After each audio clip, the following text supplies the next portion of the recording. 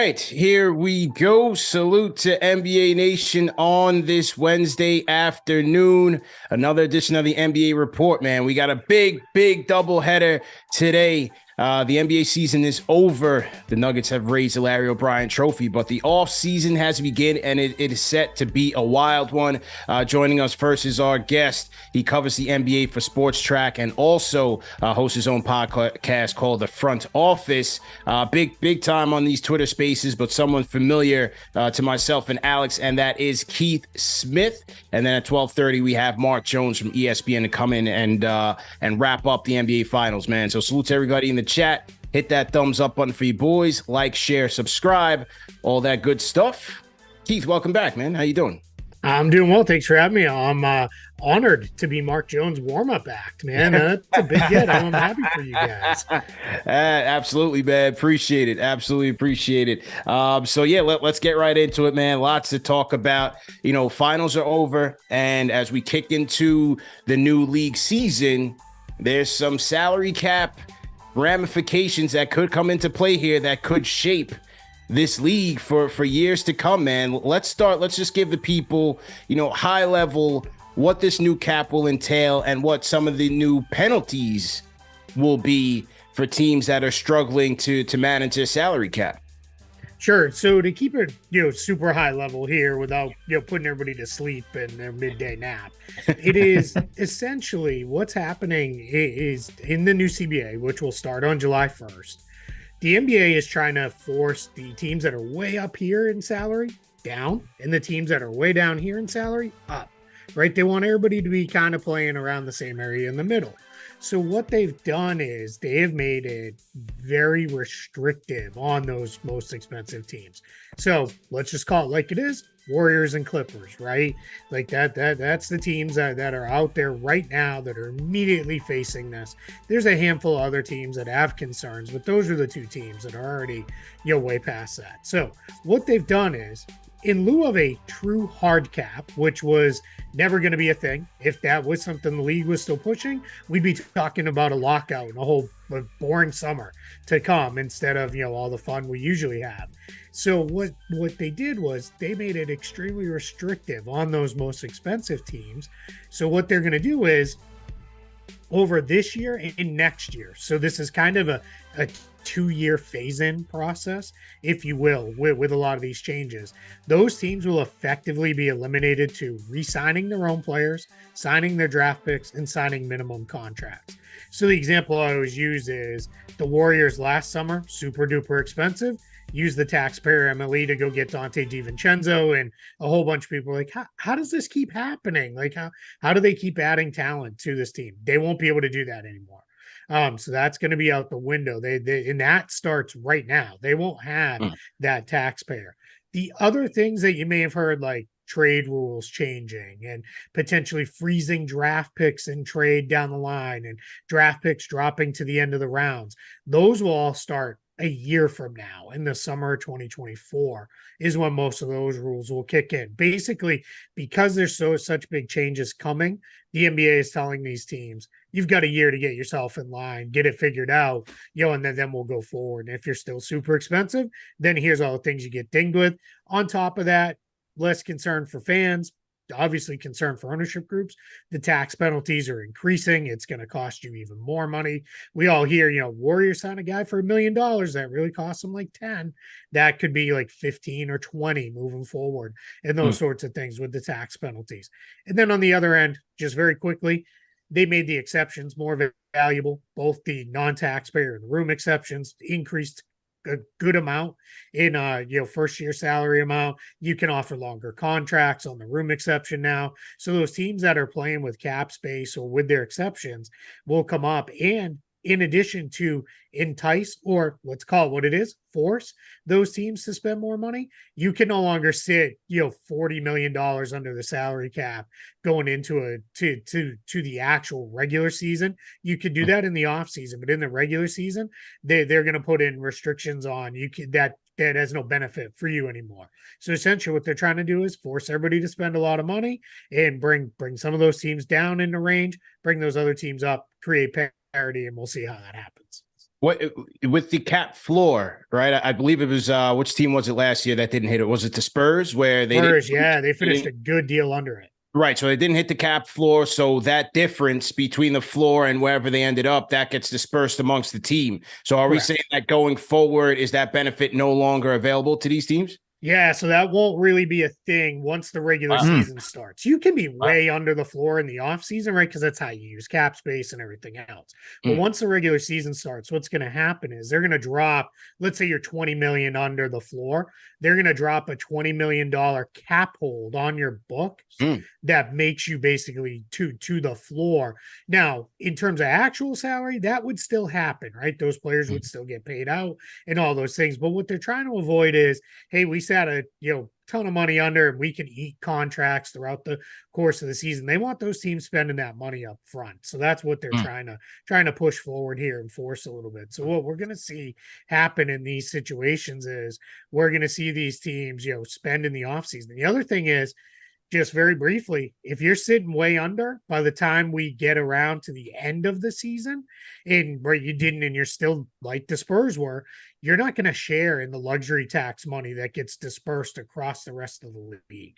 So there's really no benefit to being there, because what they want to avoid is teams that come in and operate of, hey, we'll just spend the minimum, we'll make a ton of money at the end of the year, more than what we have to pay out the players anyway, and off we go. So those are the things that are going to change and tweak and adjust, because it's not just about the most expensive teams.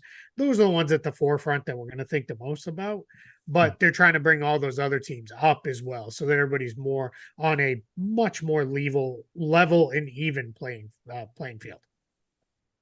Now on the champion Nuggets, we give credit to Calvin Booth for adding on the necessary complementary pieces around Nikola Jokic and Jamal Murray. They did acquire Aaron Gordon last year, big move. I thought, or 2 years ago, last year's offseason pickups of KCP and Bruce Brown certainly took them over the hump. But they've got a big decision to make with Bruce Brown now, because according to Bruce Brown, he didn't have many suitors in the offseason last year. He signed the 1+1 with Denver at $6 million per year, player option on the second year. They've got a big decision to make there with Bruce Brown. How do you think that plays out? Yeah, normally what we're all thinking is this is just going to be Bruce Brown opts out, and then he's going to sign somewhere else, right? Because the Nuggets are so limited in what they can pay him. He made 6.8 million or so this year. The most they can offer him is 7.8 million going into next season. So what we're all kind of working under the assumption is, all right, well, he'll opt out. He'll go sign for, at a minimum, the non-taxpayer mid-level somewhere. That's going to be about 12.2 million in first year salary, if not even more, from one of these cap space teams that says, hey, we'll give him 15, 16 million and we'll roll forward.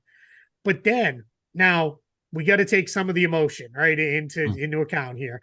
But right after the finals, he says, I want to stay, right? I want to stay in Denver. And there's definitely emotion involved there. But what we could see is a Bobby Portis type situation, which is what happened with the Bucks, which was opt out, re-sign for the minor bump in pay.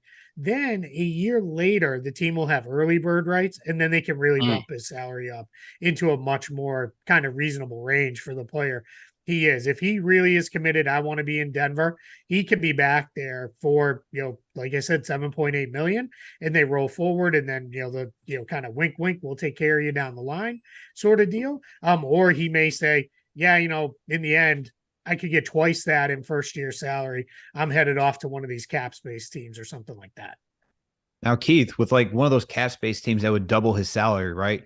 How would that impact them building a team wise? Because what has been discussed throughout the entire league is that you're going to have two guys on big contracts, and then it will be difficult to build out a well-rounded team. So for someone like Bruce Brown, who's thinking about that, does that mean he's going to a team like the Spurs then, who doesn't really have that much talent, and you're trying to compete there? Or does he still have to take less for money if he wants to compete on another team?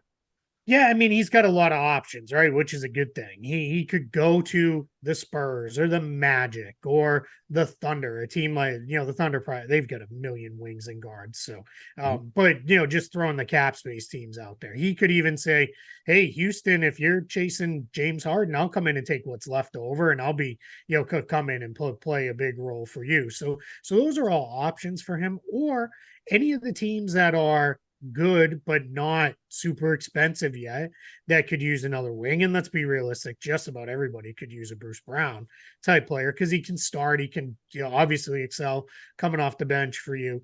So if you're a team like that, you could offer him your non-taxpayer mid-level at 12.2 in starting salary and say, hey, come in here, and you're going, and that's not quite double, but that's, a good chunk more money than what he could get from the Nuggets. So those are going to be the things he's weighing, right? Because the cap space teams they're not the good teams this year. Every once in a while we hit a summer, right, where there's, man, that team's really good and they have a ton of cap space. And generally that's because they had a bunch of young guys on value contracts pop.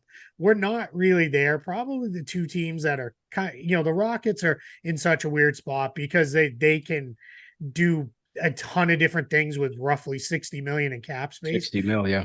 But the teams that are kind of, on the forefront of this are Orlando, Oklahoma City, and San Antonio. If you're a believer in Wembanyama is going to lift you right away, well, then San Antonio is a major player with, 30 plus million in space. If you're a believer in the Magic's young guys are going to get better and they just need a veteran or two, they become a player. Same thing with Oklahoma City. I love for Oklahoma City the idea of you've got basically a pretty full roster, but you've got 30 million in space. So if we think back, remember when the Philadelphia 76ers were like, it's time to start winning games here. Yeah. And they went out and paid JJ Redick like $19 million. And everybody's like, what in the world? Right. $19 million. What are we doing? Well, it was because they signed him to a 1-year deal at the time. So it was, hey, you can pay a guy just about anything on a 1-year deal, and it's never really going to hurt you, right? Because it's a 1-year deal. So that's what I like a team. If the Thunder decide, you know what, hey, we like player X, let's go spend a ton of money on that player and let's move things forward. And really, we were a playing team. We could maybe make the playoffs next year. Let's go. Let's do that. They could do a move like that. So that's where, for a guy like Bruce Brown, he's got those options from those good teams, and he's got those options from those handful of cap space teams that look like they're ready to start moving things in a more forward direction as far as winning games. Okay. Now moving along for a team like the Miami Heat, right? Where's their direction? Because right now the projected salary cap for them is 173. We know it's going to be 134 next season. What shape are they in to move forward and kind of retool this team? Yeah, they're in a really weird spot because they have a ton of long-term big salary on their books. And it's not, I hesitate to call any of it really bad salary, right? Because Jimmy Butler's great. Bam Adebayo's great. You're fine with those two guys. Tyler Hero, a little more questionable, but in general, if he stays healthy, really good, solid scorer and shooter, fits in quite well with the way that he play. You're fine there. The only really bad big money on the books is Kyle Lowry, who he kind of looks like he's, outside of a couple games in the finals, looks like he's closer to done than he is being a nearly $30 million player, but that's only got 1 year left. But where it becomes a challenge for the Heat is then you have Duncan Robinson at like 18 million next season. Well,